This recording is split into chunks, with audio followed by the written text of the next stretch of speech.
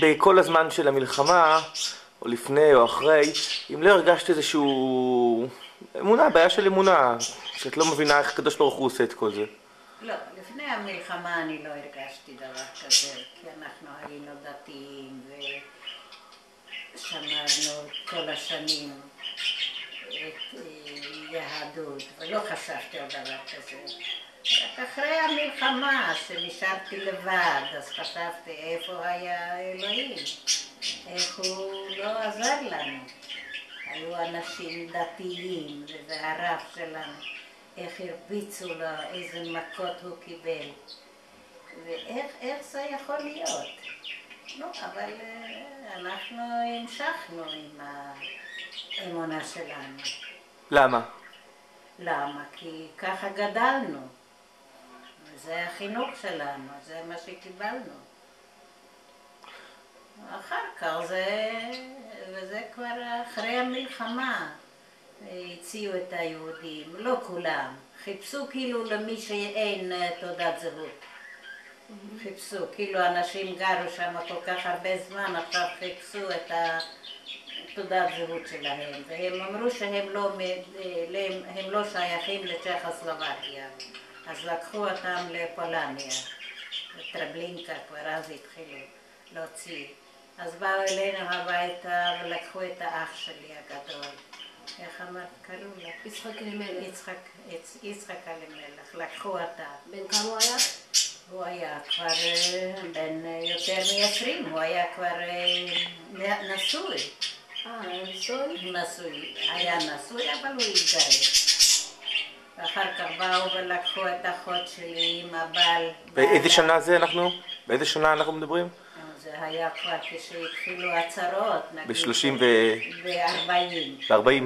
1940, כן. כי ב-41 אני כבר ברחתי מהבית. כן. אז באו ולקחו את האחות שלי, קראו לה פריידה, עם בת קטנה, בת 5, ברוכלה, והבעל שלה.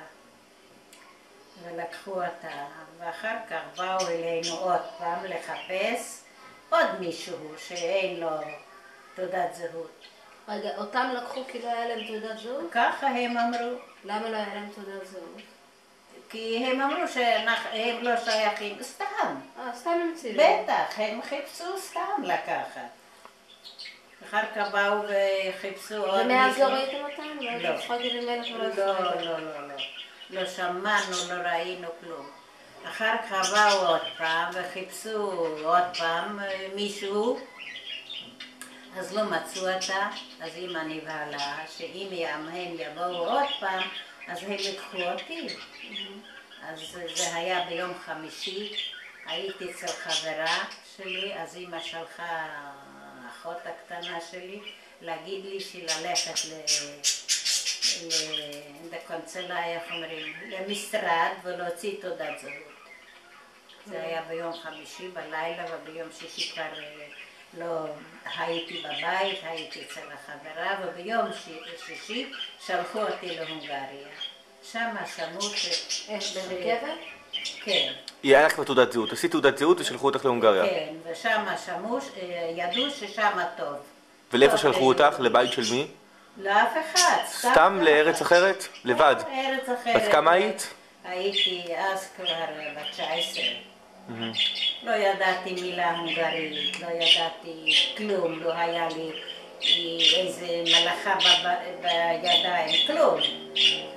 אז באתי להונגריה, ושם התחלתי לחפש עבודות, ובאמת מצאתי עבודה ועבדתי ושכרתי מיטה אצל משפחה וגרתי אצל המשפחה, וככה עבדתי כמה שנים. במה?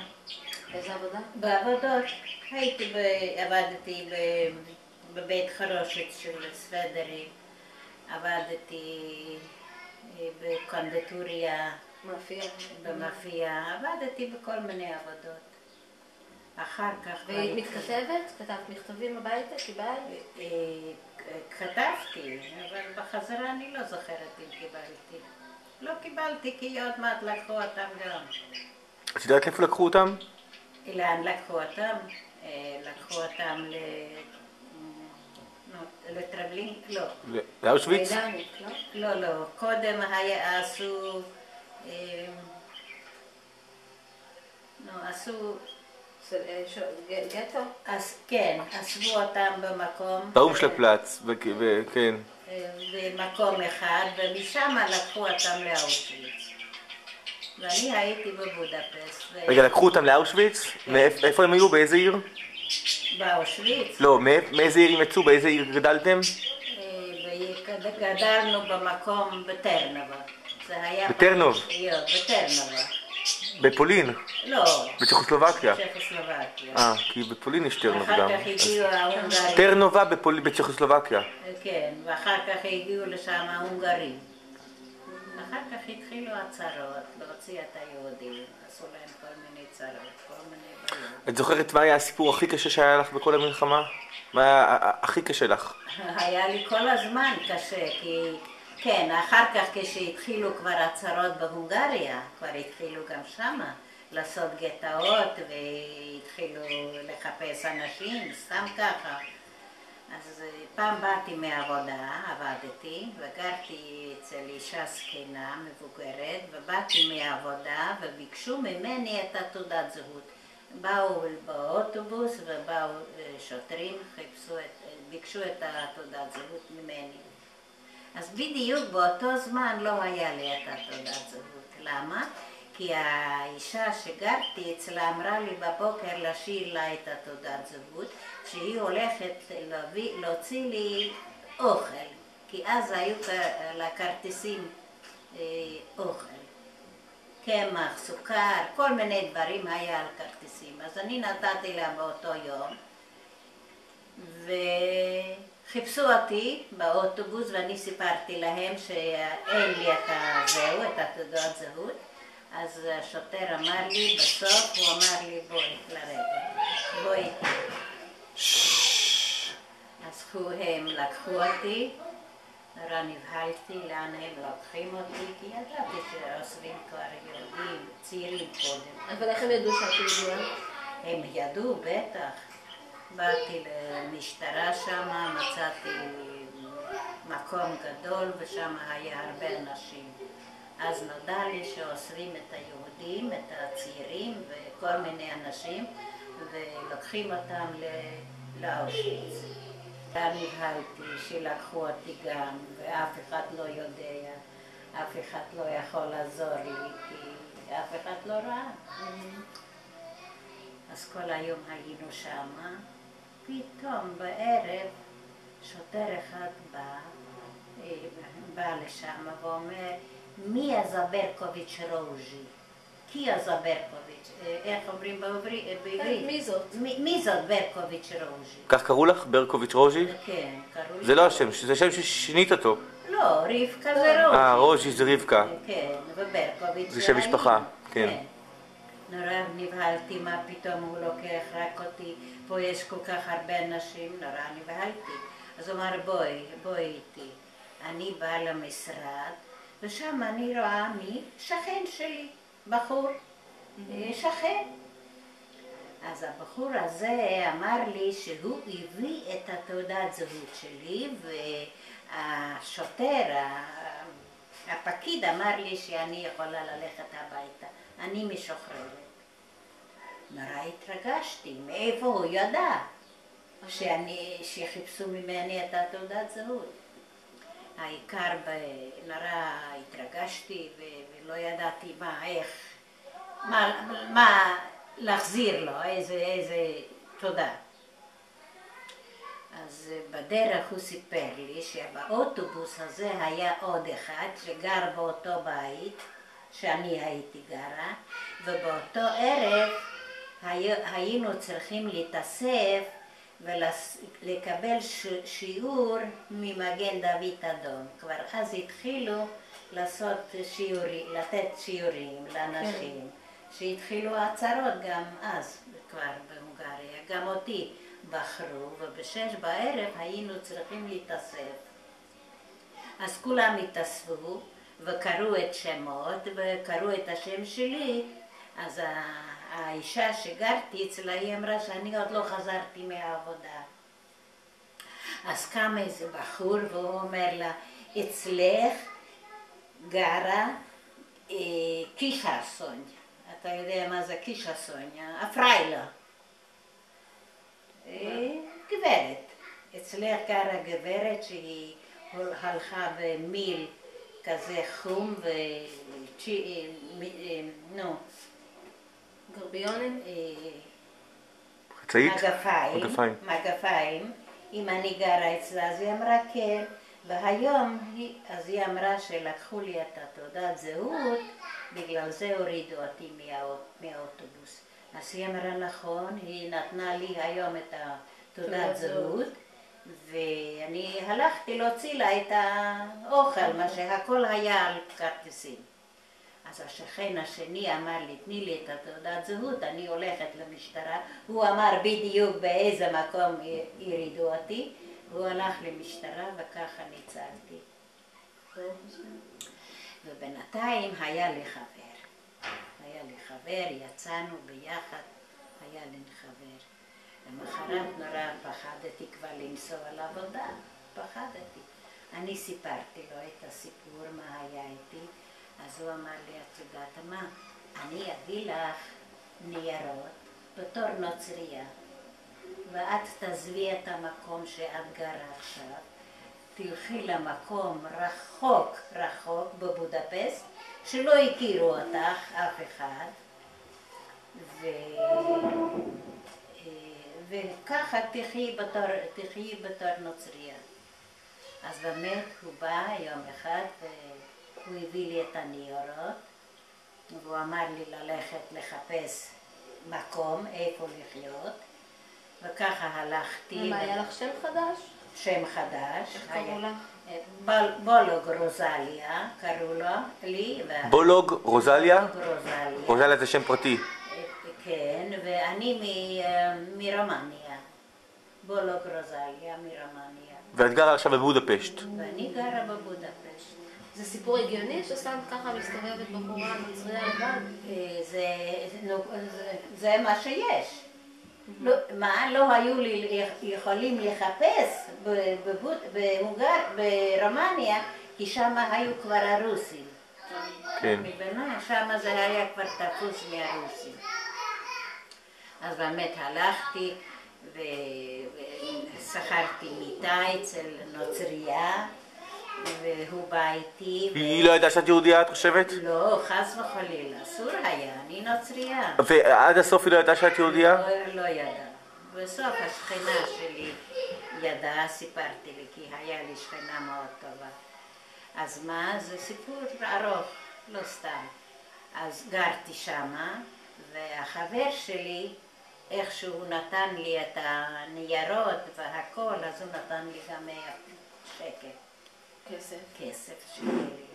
את הכסף לא רציתי לקחת. פחדתי פשוט לקחת מבחור כסף. מי יודע מה הוא יבקש ממני. את מבינה? אבל הוא אמר, קחי ותחזרי לי.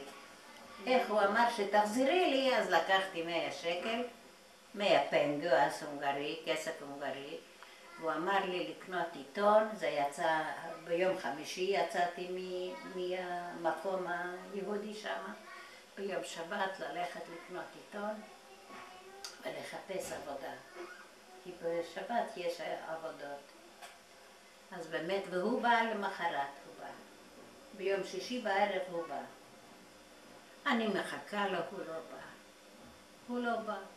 חיכיתי, הוא לא בא. בשבת הוא לא בא. בכלל הוא לא בא. נשארתי לבד כמו אני לא יודעת מה. במקום זר. הוא אמר שהוא יביא לי עוד כרטיס בשביל אוכל, כי אז היה הכרטיסים לאוכל. אז זה הוא יביא לי עוד. הוא לא בא, לא ראיתי אותו, זהו, הוא נעלם, ואני לבד. נורא פחדתי, נורא. אבל מה, קניתי עיתון, ומצאתי עבודה בקונדיטוריה. התחלתי שם לעבוד, שם היה בחור אחד ובת, צעירה אחד. עבדתי נורא, הייתי מסודרת, בסדר, אהבו אותי ככה, רק הבת הזאת אמרה לי, היא אמרה לי, את יהודייה, ואין לך מה לענות לי, את יהודייה. קניתי שרשרת ושמתי צלב, התחיל לדפוק הלב, נורא פחדתי, אין לי אף אחד, אין לי עם מי להתייעץ. אז אמרתי לה שזה לא נכון, יש לה חבר, הוא נילוש, את יודעת מי זה, הנאצים האלה, קראו להם ככה, שהוא בא לקחת אותה כל ערב, ונורא נבהלתי. מי אמרה את זה? מי אמרה שיש לה חבר? בחורה שהיא עבדה באותו קונדיטוריה. באותו קונדיטוריה. שלה יש חבר, הוא נאצי. אז נורא נבהלתי שהיא יכולה לספר לו שכאן עובדת איזה יהודייה. לא ידעתי מה לעשות. מה לעשות לא ידעתי, פחדתי לעבוד. כשגמרתי כאילו חודש, אז אמרתי לבעל הבית שהדודה שלי ברומניה מאוד חולה, והיא מבקשת שאני אסע הביתה, שאני אבוא קצת הביתה. אז ביקשתי ממנה שהוא ייקח אותי בחזרה לעבודה. כשאני אחזור בעוד שבועיים, שיהיה לי מקום בעבודה. אז הוא אמר כן, בסדר. קניתי ממנה שם קצת ביסקוויטים, כאילו אני נוסעת ויקח את הביסקוויטים לשם, וחזרתי הביתה. אין לי מי להתייעץ, מה לעשות? באתי הביתה, עוד פעם קניתי עיתון, וחיפשתי עבודה, מצאתי עבודה בבית חרושת של סוודרים, חלקים תופרים. בטלפון? איך מצאת עבודה? לא, בעיתון. אבל הלכת לשם? כן, איך שמצאתי את זה בעיתון, אז נסעת למקום? נסעתי לבית חרושת, למקום הזה, ביום שני, הם ראינו אותך? כן, אז הוא שאל אותי כל מיני דברים, הוא שאל אותי קודם אם אני נוצריה באמת, או רק מעכשיו.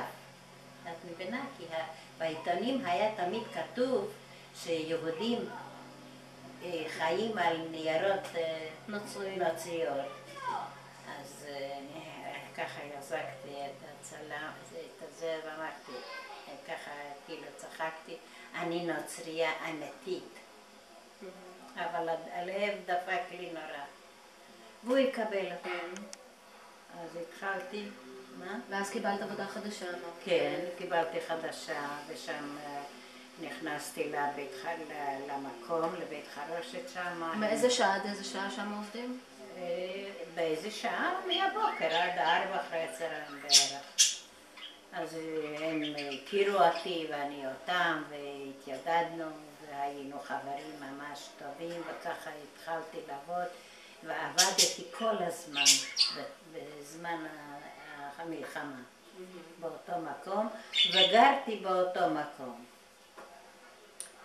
אבל בינתיים נכנסה השכנה שלי, כן, ואני עבדתי והבאתי גם עבודה הביתה בשבילי, ואחר כך לאישה, גרתי אצל האלמנה, אז הבאתי לה חתיכות סוודרים גם לה לעבוד. באיזה יום היא אומרת לי, רוז'י, את יודעת שאת נראית כמו יהודייה? ככה היא אמרה. אבל אמרת שלא קראו לך רוז'י. רוזליה. רוזליה זה רוז'י. קראו לי רוז'י. אז אמרתי לה, כן, אמרו לי כבר שאני דומת ליהודייה, אבל אין לי קשר, כלום.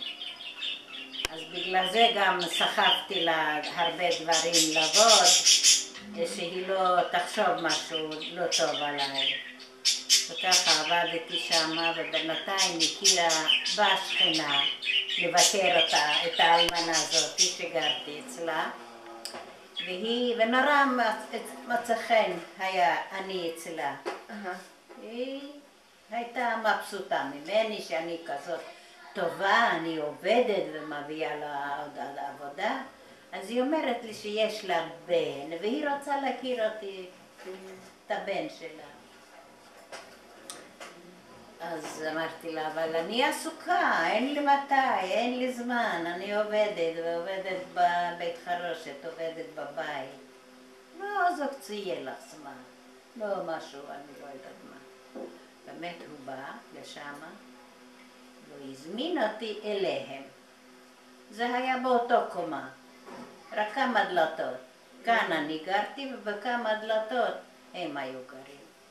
באתי לשם, הם היו מאוד נחמדים אליי, והכרתי את האבא שלו, את אמא שלו ועוד אח שלו, הייתי גרה שם 9 חודשים. והיו זמנים שלא היה לי מה לאכול. לא היה לי כרטיסים, הכל היה על כרטיסים. כי החבר לא הביא, הוא אמר שהוא יביא. כן, הוא לא הגיע. אבל את מרוויחה עכשיו כסף, את עובדת. את לא מקבלת כסף? נו, אבל אי אפשר היה לקנות בלי כסף. היו צריכים כרטיסים. אבל אי אפשר לקנות כרטיסים? אני לא, אי אפשר לקנות. זה כבר לא רגיל. כן. זה כבר דברים... למה אני קונה? למה אין לי? כנראה אני לא נוצריה שאין לי. מי היה נותן את הכרטיסים האלה? מה? מאיפה היו מקבלים כרטיסים? מהעירייה? מהעירייה. אוקיי. אז צריך ניירות בעירייה שמוכיחים שאת... בטח, כל הבנתי. הניירות. אז הוא אמר לי שהוא יביא, אבל אם הוא לא הביא, אז אין לי. אז מה אחת 9 חודשים? קניתי משהו פה ושם, קניתי והיה קשה, זה היה קשה. נו, אז מה היה אחר כך? אז הלכתי כן, לך הביתה. הכרתי את הבחור הזה, יצאנו פעם לקולנוע, אז היא באה איתנו, האימא שלה. לא נתנו ללכת לנו לבד. אז... קוראים לו, איך קראו לו? את זוכרת? פישטה, הונגרי, גוי. כן. בחור מאוד נחמד, ואני... מצא חן בעיניי? אני... את מצאת חן בעיניי? כן, היא מאוד אהבה אותי, האמא שלו. עד יום אחד היא אומרת לי שהיא רוצה שאני אהיה השניר שלה. קלה. הקלה שלה. מה לא הוא אמר לך? היא אמרה לי. וככה הלכנו קצת לבד, איתו, פחדתי הרבה לצאת, ואחר כך התחילו כבר המלחמה, ממש בהונגריה, בבודפסט, ירדנו למקלט, חודש שלם ישבנו במקלט, ככה פצצו כבר את הונגריה. העיקר עברה המלחמה. מה קרה עם הבחור הזה? איך זה? בגלל המלחמה פשוט העסק נפסק? הבחור שנתן לי את ה... לא, זה שרצה להתחתן איתך, מה קרה עם זה? בגלל המלחמה זה נפסק? לא, זה נפסק אחרי המלחמה. שמעתי כבר מחפשים ילדים יהודיים